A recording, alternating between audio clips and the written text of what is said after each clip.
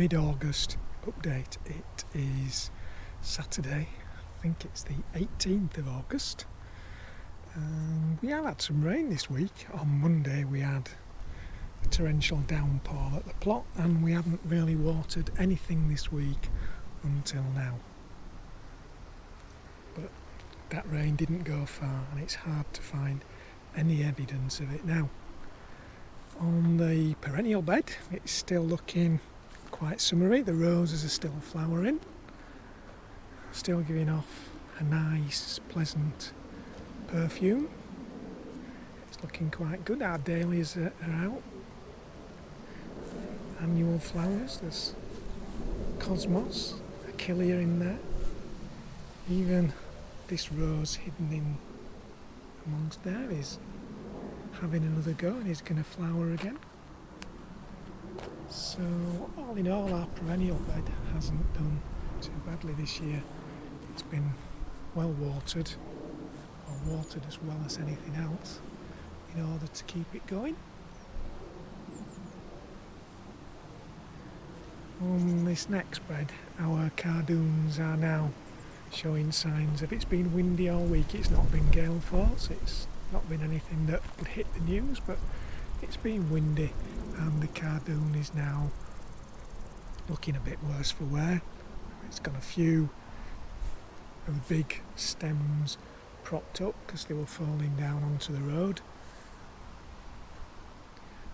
but it's not often it gets through till the middle of August without being flattened by some sort of storm, so it's done well this year.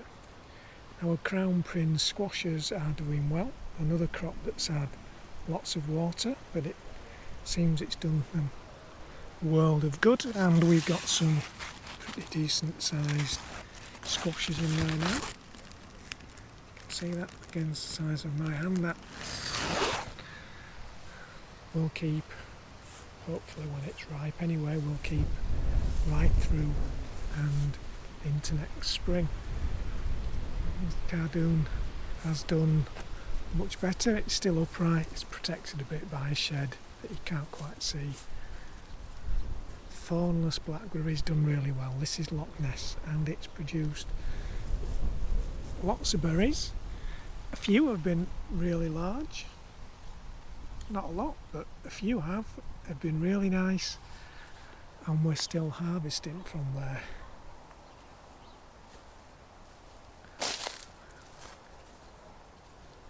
Now, sweet peas, I suppose. The complaint is now that the stems are very short and there's masses of them, so it's quite a job to go down them and clear everything off to keep them flowering.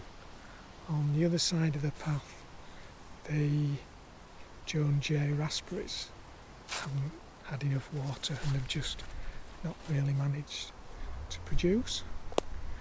Go around this bed quickly first.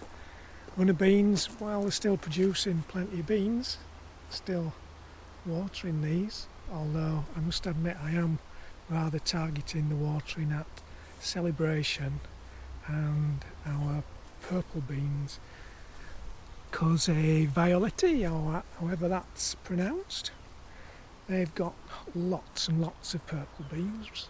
We'll give these a picking before we go today. Get some of these into the freezer, looking quite good. Cobra just about finished, although there is some harvestable beans on there.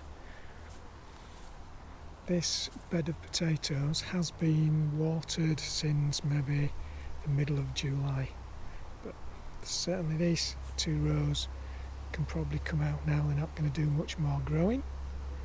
This row of Cara in there on the left, still nice and green, hoping for a crop off those. Annual cut flowers and sweet peas have merged together into one mass of flowers, and again the sweet pea stems have got a bit short, although they are longer than the ones round the other side or out of the bed. Our squashes, these are a different variety, and they've completely obliterated the label, which is down here somewhere. These are called butterbush, and they are supposed to be a winter squash, and there is some squashes on if I can find one. There's one in there if you can see it.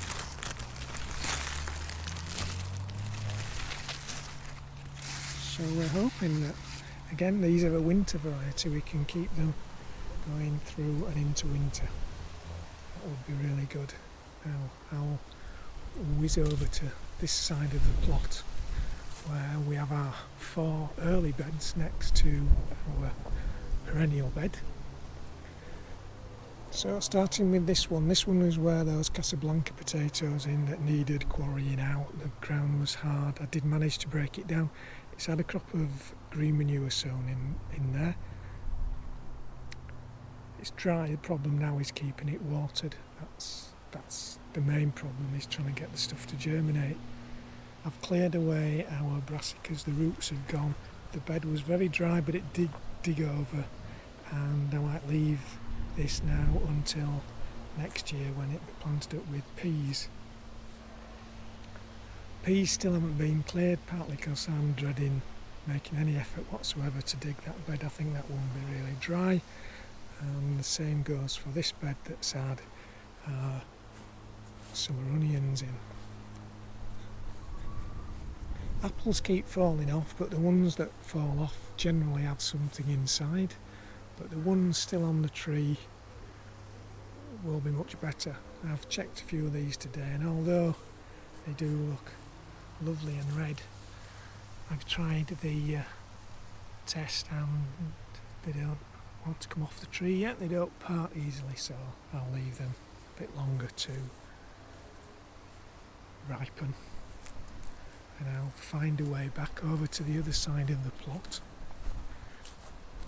Before we go there, I should mention Sue's been busy tidying up round this bed in particular. So the Glencoe raspberry has been cut down and the new canes tied to some makeshift supports. We want to put some new supports in, but the ground's rock hard, I can't get anything in, so it's going to have to wait a while before I can do that.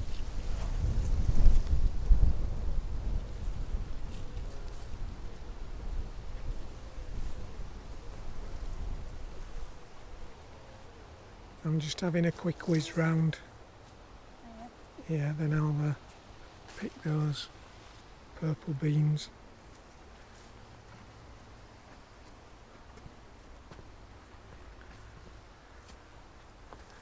Our Ullins gauge plums are now just about finished. We've by no means eaten everything off the tree, but there was just so many it was impossible to keep up with them, but they're now sort of gradually going mouldy, I suppose it would be fair to say, on the tree. While we're doing plums, Marjorie's seedlings are usually the last to be harvested. Might look as though they're turning, but they're still rock hard, so they're still not ready for harvesting. Going round past our, I was going to tell him what it was, but got hibiscus. We'll head to our Victoria plum, which usually follows on from Ullins gauge, and these look like they're starting to turn. I tested a few again. Plums are still really hard, so I'll leave them a while before I pick any. One of our successors this year has to be our green gauges. We both like green gauges, and normally the crop we get from our trees is just enough to give us a taster, just to let us know how nice they really are. But this year the trees are loaded with green gauges. I have been around and picked some today, so finding some that look ready is a bit of a problem, but they're still lots on the tree.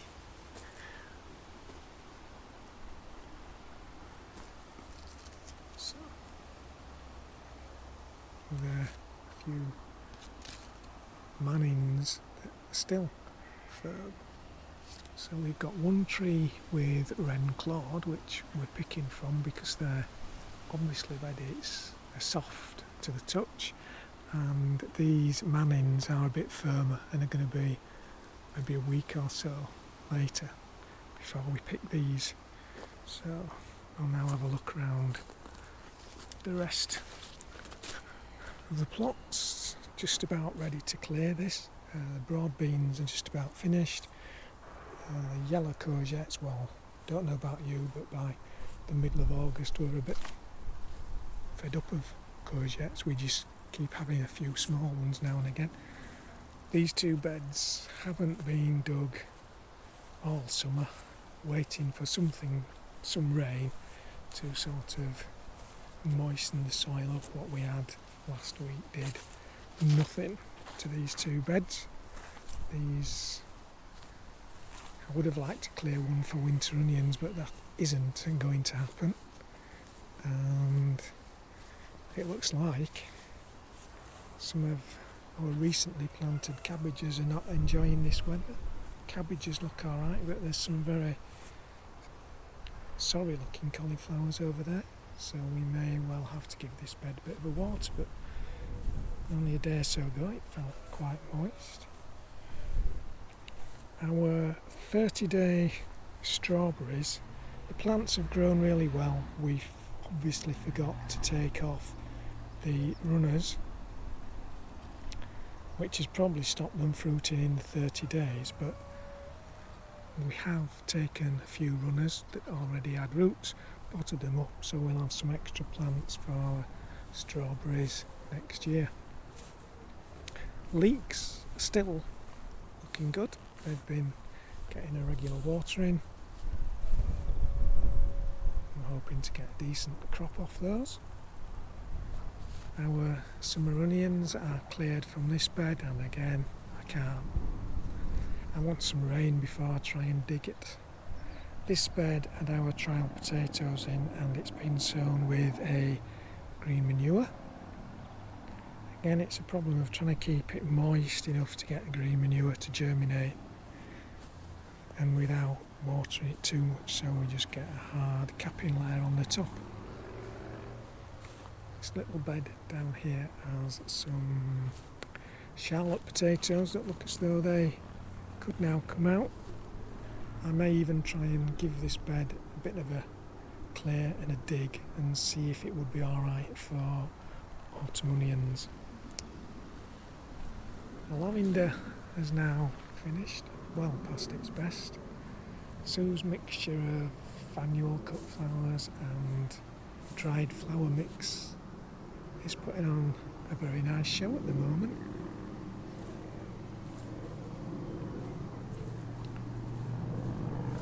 Now, if the parsnip tops are anything to go by, we're going to have some good parsnips, but I know enough about parsnips to know that they can grow some fantastic tops and have absolutely rubbish roots, just sort of a big crown and then 300 tiny roots going down into the ground.